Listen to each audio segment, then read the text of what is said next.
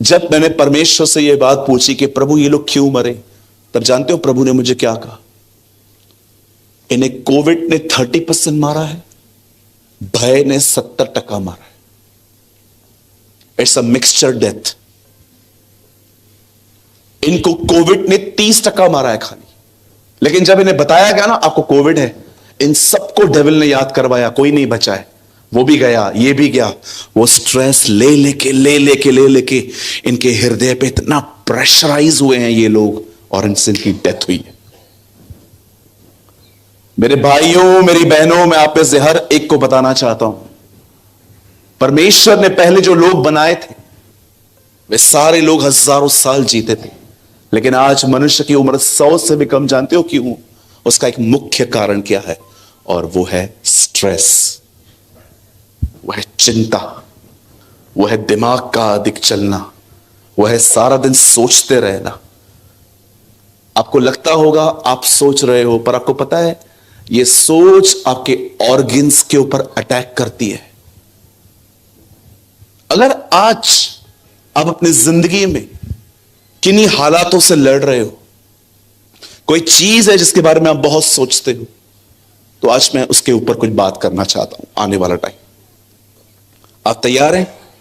आप बिलीव करेंगे? मैंने वचन अभी भी शुरू नहीं किया है, मैं अभी करूंगा। ठीक है, हम शुरू करें। चलिए, मैं चाहता हूं आप सब ध्यान दें। यहां पर लिखा गया है, प्रभु यीशु मसीह ने अपने पहाड़ी उपदेशों में एक बात कही। उसने कहा, अगर तुम चाहते हो कि परमेश्वर तुम्हारी सारी जरूरतों को पूरा करे, तो तुम्हें एक काम करना पड़ेगा, और वो काम है तुम्हें सबसे पहले मैं आपको थोड़ा डिफरेंट समझा रहा हूं। एग्जैक्टली वहां नहीं लिखा है, मैं इसलिए समझा रहा हूं ताकि आप समझ पाए। यहां पर लिखा है कि तुम उसके धर्म और उसके राज्य की खोज करो। जब विद्वानों ने इसे ट्रांसलेट किया तो धर्म की जगह उन्होंने रिलीजन नहीं लिखा। आपको पता है उन्होंने क्या लिखा? राइचियसनेस। एक्चुअली इसका ट्रांसलेट रिलीजन हो रहा है अगर आप ठीक से करो तो, लेकिन उन्होंने क्या लिखा? राइचियसनेस, धार्मिकता। मैं आपको सिंपल यह बात बताना चाहता हूं, अगर आप चाहते हो कि परमेश्वर आपके हालातों से लड़े, तो आपको एक काम करना पड़ेगा, और वो काम है उसे पहला स्थान दो। Give him first place. आज से बहुत साल पहले परमेश्वर के वचन में लिखा गया है कि परमेश्वर ने अपनी जाति को मिस्र से निकाल के कनान में बसाया, और सभी जानते थे ये वह लोग हैं जिन्होंने दूसरों को निकाल के अपनी जगह बनाई है। इस कारण इनकी दुश्मनियां बहुत थी। समय समय पे लोग इन्हें मारते थे। आज भी आप देखिए इस देश पे अटैक्स होते। आप कभी भी न्यूज चलाओ, हमेशा देखो इजराइल विवादों में ही रहता है। कभी गाजा ने कुछ किया, कभी हमास ने कुछ किया, कभी फिलिस्तीनी देशों ने कुछ किया। कभी आपने सोचा है इस देश के ऊपर सब इतने ज्यादा गुस्से में क्यों रहते? क्यों इस छोटे से टुकड़े के पीछे पड़े रहते? ये चीजें समझने के लिए आपको इतिहास समझना पड़ेगा, हिस्ट्री समझनी पड़ेगी। ये वो लोग हैं जो उस देश में एक्चुअली स्टार्टिंग से नहीं रहते आए। परमेश्वर ने उन्हें ये लैंड दी थी। कलाम पाक कहता है परमेश्वर ने इजराइल के लोगों से यह वादा किया था कि वो उन्हें मिस्र से निकाल के कनान में बसाएगा, और जैसे मूसा ने उनको निकालने के बाद उन्हें कनान में रखा, बहुत सारे दुश्मन इनके पैदा हुए। उन दिनों में जिस युद्ध की मैं बात कर रहा हूं, there is a king called यहोशापात। परमेश्वर का वचन कहता है एक व्यक्ति था, उसका नाम था यहोशापात, जो अपने दिनों में 40 साल तक राज्य करते गया। जब वो राज्य कर रहा था, उसे पता चला कि उसे खत्म करने के लिए 3 देशों ने आपस में, 3 देश यूनाइटेड हुए। आज सोचो कितनी खतरनाक बात है ये। उसे पता चला कि वो 3 देश यूनाइटेड हुए हैं। लिखा है 3 देशों ने अपने आप में मत जाहिर की है कि वो उसे खत्म करेंगे। एक दिन वो अपनी बादशाहत में बैठा था, तब परमेश्वर का वचन कहता है एक व्यक्ति आके उसे सब बताता है। हे यहोशापात, देख, अमुनी, युबुसी और कुछ और लोगों ने ठानी है कि वो तुझे मारेंगे। जब उसने ये बात सुनी, मैं आपको बताना चाहता हूं उसने क्या किया। कई लोग जानते हैं, कई लोग कहते हैं कि उसने खुदा को ढूंढा। सबसे पहले लिखा है वो डर गया। ही फियर। याद रखिए, भय आना पाप नहीं है, चिंता आना पाप नहीं है, पर भय और चिंता में चलते रहना पाप है। आप कहोगे चिंता आए ही नहीं, ये कभी नहीं होगा। आप कहोगे भय आए ही नहीं, ये कभी नहीं होगा। पर सवाल यह है, कितने दिन आप उसमें चलते, कितने दिन आप उसमें चलते। जितने दिन ज्यादा चलोगे उतना वो आपको डैमेज करता जाएगा। जितना अधिक उसके बारे में सोचते रहोगे। आप देखिए, आपकी शुगर इसका एक कारण है, बीपी, ब्लड प्रेशर, बीमारियां, चिड़चिड़ापन। कभी किसी से प्यार से बात नहीं करते, कुछ लोग हमेशा रूड रहते। हल्का सा कोई सवाल पूछेगा, क्या है, मैं क्या करूं? अरे why you are behaving like this brother, what is your problem? क्या पूछा उन्होंने आपसे कि आप इतना भड़क रहे हो उसके ऊपर? मैं कभी कभी कुछ लोग को समझ नहीं पाता हूं कि ये अपने आप को समझ क्यों नहीं पाते। ये अपनी इनर फ्रस्ट्रेशन का इलाज आखिर कब करेंगे? कई सारे हस्बैंड्स घर पे आते हैं, बीवी कुछ नहीं पूछती बेचारी, मात्र उनसे पूछती है खाना लगा दूं, इतनी देर से बैठा है, क्या कर रही थी, बनाना अभी। Brother, what is your problem brother? क्या किया, क्या कहा उस बेटी ने आपको जो आप इतना चिल्ला रहे हो? जानते हो प्रॉब्लम क्या है? आप रास्ते से कुछ सोचते सोचते आ रहे थे, वो सब आपने इस बेटी पे उतार दिया। मैंने खुद अपनी जिंदगी में देखा है कैसे लोगों ने फ्रस्ट्रेशन में आके ऐसी ऐसी बातें कही, आज तक वो बातें झगड़ों में निकलती हैं। आपने मुझसे ऐसे कहा था, आपने मुझसे ऐसे कहा था। क्यों? आप जानते हो, जब यहोशापात को पता चला कि 3 देश के लोग उसे खत्म करने वाले हैं, तो कलाम पाक कहता है वो डर गया। और डरने के बाद वो उसमें कंटिन्यू नहीं चला, उसने एक महान निर्णय लिया। The Bible says in English, he seek the Lord. Hindi में लिखा है उसने परमेश्वर की खोज की।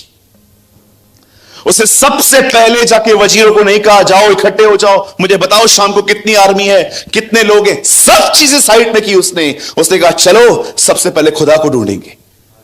वो उसके मंदिर में चला गया, सबको इकट्ठा किया, उपवास किया और लिखा लगा परमेश्वर को पुकार।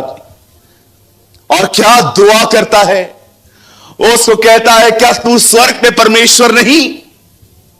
क्या तू वही नहीं है जो इब्राहिम का मित्र है?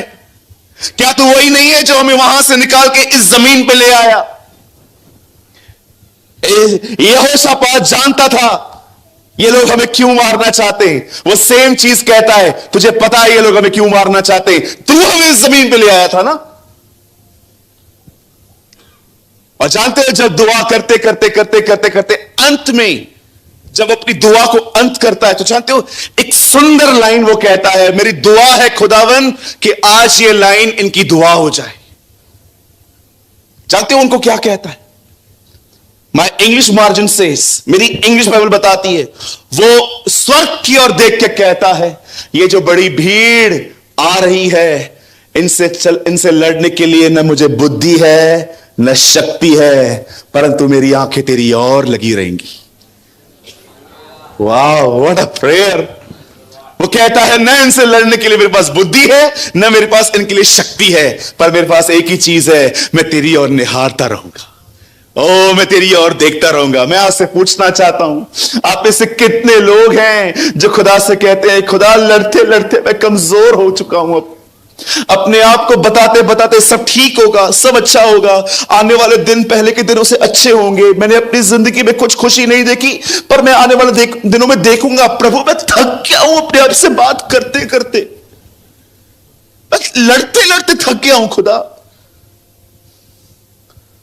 जो उम्र मुझे इतना काम करने की थी उस उम्र में मैं क्विट कर रहा हूं। मुझे ऐसा लगता है हिम्मत हार रही है, जैसे ऐसा लगता है खुदावन के सब कुछ खत्म होता जा रहा है, सब ओके ओके दिखाता हूं लोगों को, लेकिन आप जानते हो प्रभु, डे बाय डे मेरी उम्मीदें, मेरा सब कुछ खत्म होता जा रहा है। मैं आपसे पूछना चाहता हूं, आप में से कितने लोग हैं यहां पर जो परमेश्वर को इस तरह कहते हैं, प्रभु जो फ्यूचर आपने मेरे लिए रखा है ना, उसके सामने ना मेरा बस चलता है, ना मेरी बुद्धि चलती है, ना मेरी ताकत चलती है, लेकिन एक चीज मैं हमेशा करूंगा, मैं तेरी ओर निहारता रहूंगा, मैं तेरी ओर देखता रहूंगा खुदा। जानते हो, जब वो ये दुआ कर ही रहा था, आपको मैं बताना चाहता हूं, वे ऐसे दिन थे जब इज़राइल में कोई प्रॉफिट नहीं था। एक साधारण व्यक्ति पर पवित्र आत्मा उतरता है, यही जेल नाम था उसका, और उसके ऊपर पवित्र आत्मा जैसे उतरता है, जानते हो वो क्या कहता है? हे इज़राइल, हे यरूशलेम, हे यहूदा के लोगों, यह बात सुन लो, कल जो ये भीड़ तुम्हारे सामने तुमसे लड़ने के लिए आ रही है, कल इनका सामना करने के लिए जाना, और तुम्हें इस लड़ाई में लड़ना नहीं पड़ेगा, तुम वहां पर खड़े रहना, युद्ध परमेश्वर लड़ेगा।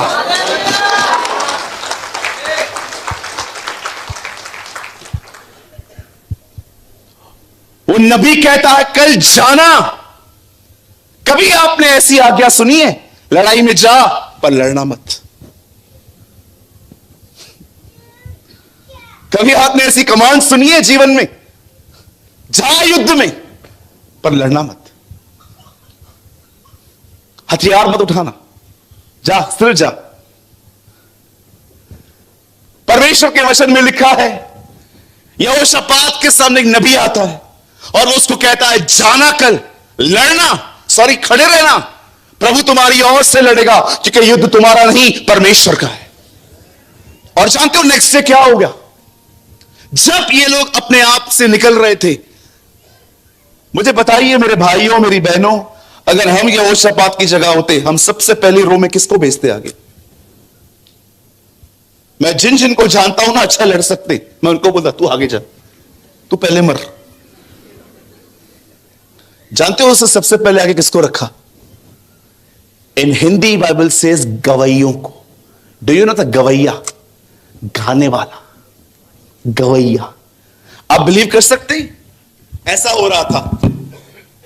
ये आगे एक रो है, पीछे वजीर है, फिर राजा है, और आगे जो लोग हैं उनके पास हथियार नहीं है, सब लोग आगे बढ़ रहे हैं। हे सेनाओं का यहोवा हमारे संग संग है, याकूब का परमेश्वर हमारा ऊंचा गढ़ है, जिसने आकाश बनाया, जिसने पृथ्वी बनाई, हो जिसने आकाश बनाया, यस यस बनाई, वो सर्वशक्तिमान प्रभु है, वो यहोवा हमारे संग संग है, वो सर्वशक्तिमान प्रभु है। Listen listen listen listen, do you know ये एक ऐसी लड़ाई थी जिसमें लिखा है आराधना करने वाले पहली रो में थे।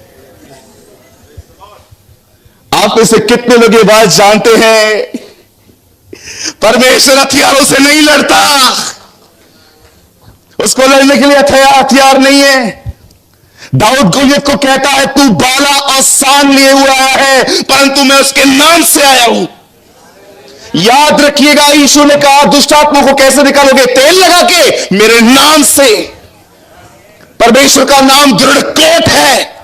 सुलेमान कहता है धर्मी उस पर शरण पाता है। मैं आप में से हर एक को कहना चाहता हूं, एक नाम है, उस नाम को कहिए, तुम्हारे हालातों से वो नाम लड़ेगा। द बाइबल से वो आगे चल रहे थे। आप पढ़ के देखिएगा, जाइए घर पे आराम से पढ़ना। 2 क्रॉनिकल चैप्टर 20 दूसरा इतिहास 20वां अध्याय लिखा है, गवैये आगे आगे चल रहे थे, गीत गा गा के चल रहे थे। और कौन सा गीत गा रहे थे वो भी लिखा हुआ है, प्रभु भला है उसकी करुणा सदा की है, प्रभु भला है उसकी करुणा सदा की है, God is good and his mercy endure forever. वो आगे चल रहे थे, आगे चल रहे थे, राजा पीछे चल रहा था। युद्ध देखिए कैसे लड़ा जाता है। अरे थक जाओगे लड़ लड़के, कुछ नहीं हो पाएगा। अंत में तुम्हें यही आना पड़ेगा जहां यहोशापात आया था। You know the Bible says जब वो लड़ते जाते जाते गाते गाते आगे बढ़े, उन्होंने दूर से, जानते हो क्या देखा? मैं ये पर्सनली बिलीव करता हूं, ये लिखा नहीं है, मुझे लगता है उन्होंने चील और कौओं की आवाजें सुनी और उन्होंने जानते क्या देखा? चील और कौवे आसमान में थे और वो कुछ लाशों में से मांस खा रहे थे। और जब ये लोग आगे बढ़े, इन्होंने क्या देखा? जो लोग इनसे लड़ने आ रहे थे वो आपस में लड़के मर चुके थे। और जानते हो वहां लड़ने के लिए जो गए थे, वहां पर क्या करके आए? उनकी लूट लेकर आ गए। अब पढ़ के देखिए, लिखा है उनकी लूट लेकर आ गए, उनके गलों में जो कुछ पड़ा था सब लेकर आए। और बाइबल बताती है इस तरह परमेश्वर ने यहोशापात को विश्राम दिया। अब एक सवाल है, खुदा उसके युद्ध में क्यों था? एक टाइम था जब यहोशू लड़ाई लड़ रहा था और वो हार गया। हारने के बाद वो खुदा की उपस्थिति में जाके कहता है, हम निश्चय जानते हैं ये लड़ाई हारने का एक कारण ये है कि तू हमारे मध्य में नहीं था। वो कहता है ये लड़ाई हारने का मतलब जानते हो वजह क्या है? खुदा, तूने इंटरफेयर नहीं किया।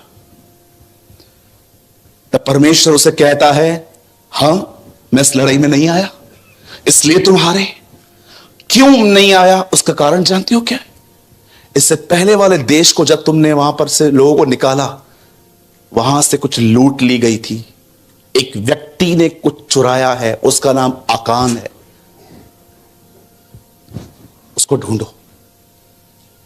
और कलाम पाक कहता है उसे बुलाकर उस पर पथराव किया गया था। लेकिन क्यों परमेश्वर यहोशापात की लड़ाई में आया? उसका कारण क्या था? जानते हो कौन सी चीज परमेश्वर को उसके युद्ध में खींच लेकर आई? कौन सी वो चीज है जो परमेश्वर आपकी जिंदगी में उसको देखकर आपके आगे आगे चलता रहता है? जानते हो कौन सी चीज थी वो? इतनी सिंपल, इतनी सोबर कि आप में से जितने बच्चे यहां बैठे ना 10-12 साल के, वो भी कर सकते। याद रखिए, कलाम पाक कहता है परमेश्वर की आज्ञा मानना कठिन नहीं है। पढ़ के देखिए 1 जॉन, जानते हो इंग्लिश में क्या लिखा है? The commandments of the Lord is not a burden. 90 साल का यूहन्ना कहता है परमेश्वर की आज्ञाओं को मानना कठिन नहीं है। ये आज के लोग करते हैं, उन्हें लगता है सो डिफिकल्ट, गर्लफ्रेंड न रखूं, पबजी न खेलूं, ऐसा कैसे, ऐसा कैसे। जानते हो क्यों आपके लिए डिफिकल्ट है? Because you don't know the grace of God. Das uncle, आपको पता है हम अपने कलीसियाओं में पहले दिन आए हुए व्यक्ति को अनुग्रह के विषय में बताते हैं। यह हमारी सबसे बड़ी गलती है। एक आदमी जो पाप करके आया है, हम उसको बताते प्रभु तुझसे बड़ा प्रेम करता है। अच्छा तो और पाप करूं? आप जानते हो यीशु ने उन्हें अनुग्रह के बारे में सिखाया जो ऑलरेडी 30 साल परमेश्वर के भय के बारे में सुन चुके थे। Have you noticed? उसने उनको ग्रेस के लिए बताया जो ऑलरेडी 30 साल हर दिन, हर शनिवार को फरीसियों से परमेश्वर के भय के बारे में सुनते थे। आज हमारे कलीसियाओं के अंदर जितना हम अनुग्रह के बारे में बताते हैं ना, उतना ही हमें परमेश्वर के भय के बारे में बताने की जरूरत है, ताकि लोग पहचाने, जाने कि अनुग्रह कितना महान है। आप जानते हो वो कौन सा काम यहोशापात ने किया जिसके कारण खुदा ने सबको कहा अब जाना पड़ेगा? जानते हो क्या किया उसने? वन धन्यवाद प्रभु का, उसके पास मोबाइल नहीं था। उसके पास फोन होता ना तो पहले पहले किसी और को कॉल करता। अरे तेरे पास कुछ लोग हैं क्या? कितने चाहिए? 50,000। क्यों, क्या हुआ? युद्ध होने वाला है, चाहिए मुझे। भेज दे।